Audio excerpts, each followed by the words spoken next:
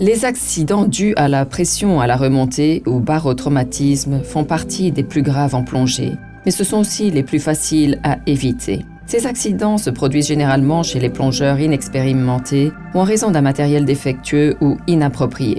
Étudions comment les 4 composants du Diver Diamond SSI, les connaissances, les compétences, le matériel et l'expérience appropriée, interagissent pour prévenir ces accidents.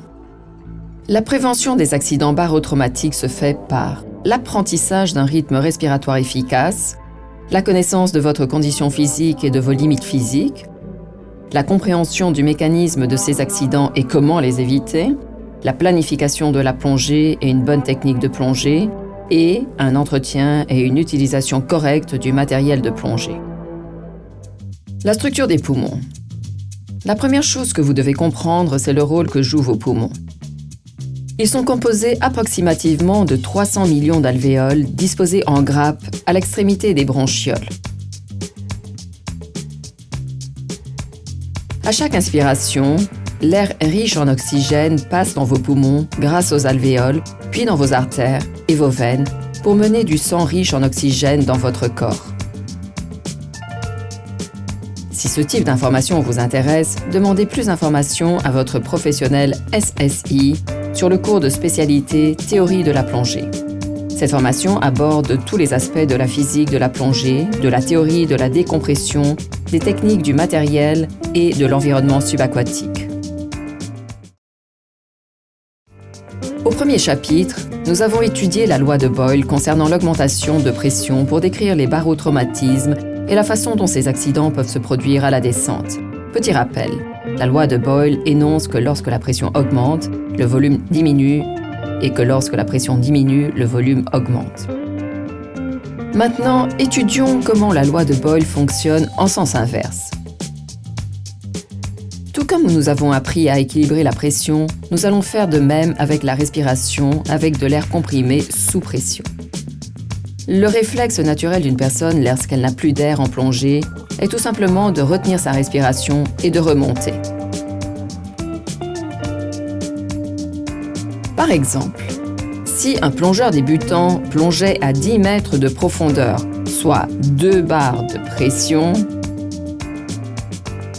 et qu'il remplissait les poumons avec 5 litres d'air, s'il remontait à la surface à 1 bar sans expirer, l'air dans ses poumons se dilaterait de façon à remplir un volume de 10 litres, c'est-à-dire 2 fois le volume pulmonaire normal.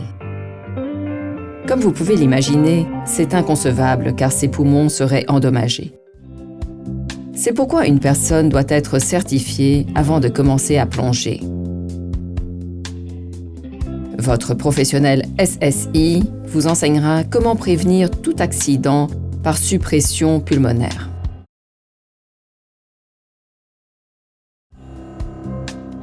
Tous les accidents par surpression pulmonaire sont faciles à prévenir. Respirez de façon continue. Il est absolument nécessaire d'avoir une respiration continue, équilibrée et rythmée. Ne respirez jamais de façon saccadée ou irrégulière. Maintenez un bon niveau de conditions cardiovasculaires. Assurez-vous d'avoir un matériel de plongée adapté et de qualité. Entretenez-le régulièrement et utilisez-le correctement lors de vos plongées. Remontez doucement, gardez le contrôle et soyez de retour à la surface avec au moins 50 bars ou 500 PSI. Help! I need help! Quickly! Premier secours en cas de surpression pulmonaire. Administrez de l'oxygène si vous êtes qualifié. Soyez prêt à effectuer une réanimation cardio-pulmonaire si vous êtes qualifié. Obtenez de l'aide auprès des services médicaux d'urgence et d'un caisson hyperbare aussi rapidement que possible. Lorsqu'un plongeur fait surface inconscient ou perd conscience dans les 6 minutes après avoir fait surface, le cas doit être traité comme étant une embolie gazeuse. La victime doit être immédiatement recomprimée et la perte de conscience est souvent le seul symptôme de l'accident. Si vous possédez un smartphone, téléchargez l'application gratuite de SSI. Vous y trouverez des informations médicales générales et des informations personnelles permettant d'effectuer un traitement médical approprié. Vous trouverez également la liste des personnes proches du plongeur à prévenir en cas d'urgence. La principale raison pour laquelle ces accidents surviennent est un manque de planification adéquate. Ne jamais tomber en panne d'air est aussi simple que suivre une planification de plongée. Si vous êtes attentif à votre ordinateur de plongée et que vous plongez dans vos limites, vous n'avez aucune raison de tomber en panne d'air. Note: SSI recommande un palier de sécurité pour chaque plongée de 3 à 5 minutes à 5 mètres. Avez-vous déjà entendu parler de la maladie de décompression? C'est pourquoi votre ordinateur de plongée est chargé de vous indiquer à quelle profondeur vous pouvez descendre, combien de temps vous pouvez y rester et à quelle vitesse vous pouvez remonter. Nous avons besoin d'oxygène pour rester en vie, mais l'azote ne présente aucun réel avantage. De plus, l'azote est le gaz qui limite notre temps sous l'eau.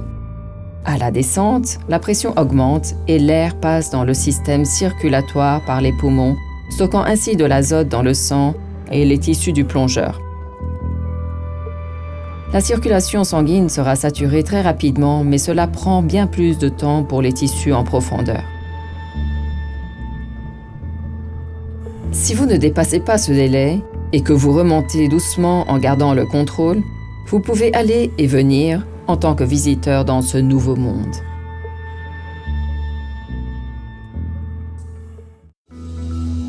Quel est ce délai? Ne dépassez pas les limites de non-décompression. Votre professionnel SSI vous apprendra ce que sont les limites de non-décompression avec un ordinateur de plongée ou des tables de plongée.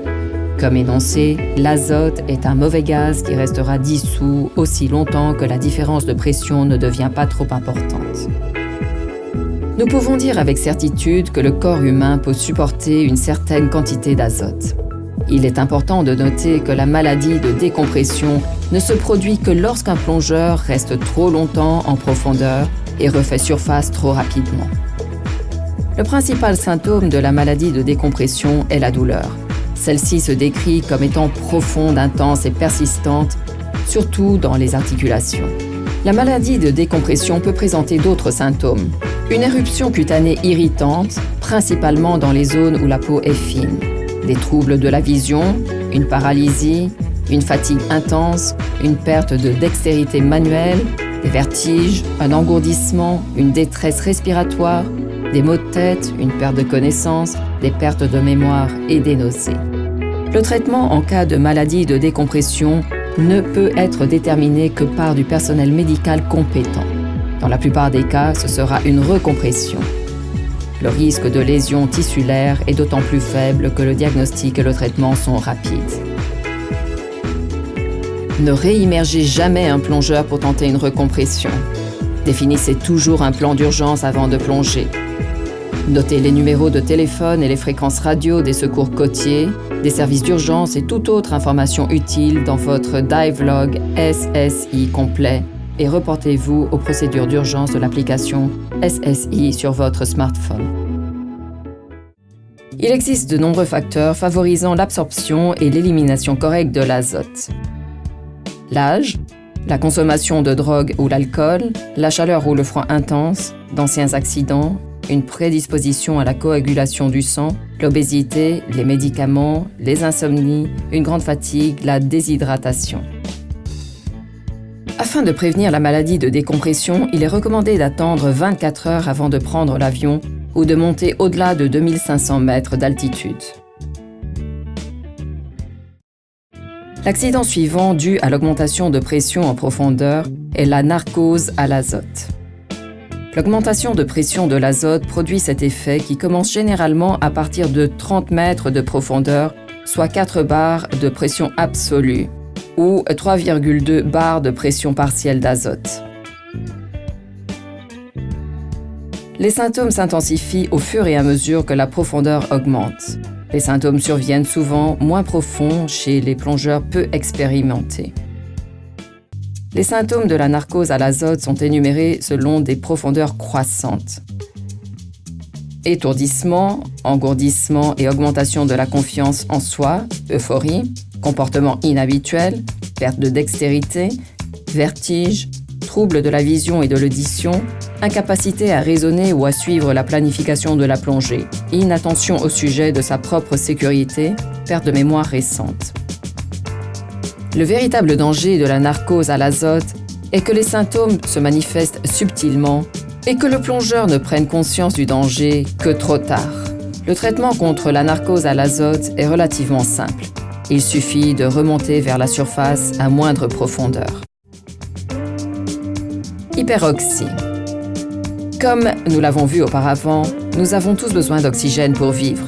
Mais l'oxygène respiré à une pression partielle trop élevée peut être toxique. C'est pourquoi, sous l'eau, nous n'utilisons pas d'oxygène pur. L'hyperoxie se produit lorsque la pression partielle d'oxygène dans le mélange respiratoire approche de 1,6 bar. Rappelez-vous, l'air que vous respirez sous l'eau est de l'air comprimé. C'est le même air que nous respirons tous les jours, mais filtré et hautement purifié. En résumé, presque toutes les situations d'urgence en plongée font suite à une erreur du plongeur. En plongeant, avec un équipement haut de gamme, adapté et qui vous est propre, il est extrêmement rare qu'un problème survienne suite à un dysfonctionnement du matériel. Généralement, tous les accidents de plongée que nous avons développés peuvent être facilement évités en se faisant conseiller par son Dive Center SSI pour choisir du matériel de plongée haut de gamme et recevoir la formation complète pour l'utilisation de ce matériel et être certain d'avoir compris toutes les caractéristiques conçues pour votre confort, votre confiance et votre sécurité. Gardez un bon niveau de conditions physiques à court et à long terme. Plongez toujours dans votre zone de confort, dans les limites de votre formation et de votre expérience, à des profondeurs raisonnables, en respectant des remontées lentes et sans décompression. Ce chapitre rassemble une multitude d'informations techniques, de risques possibles et de conseils pour les premiers secours en cas d'urgence. Mais ne vous laissez pas submerger. La plongée est amusante et facile lorsque vous êtes correctement formé et équipé. Les connaissances de base de votre physiologie et de la physique de la plongée vous aideront à développer les meilleurs comportements et à remplacer vos craintes et imaginations par la bonne information. Être informé vous permettra, avec votre binôme, d'éviter les problèmes.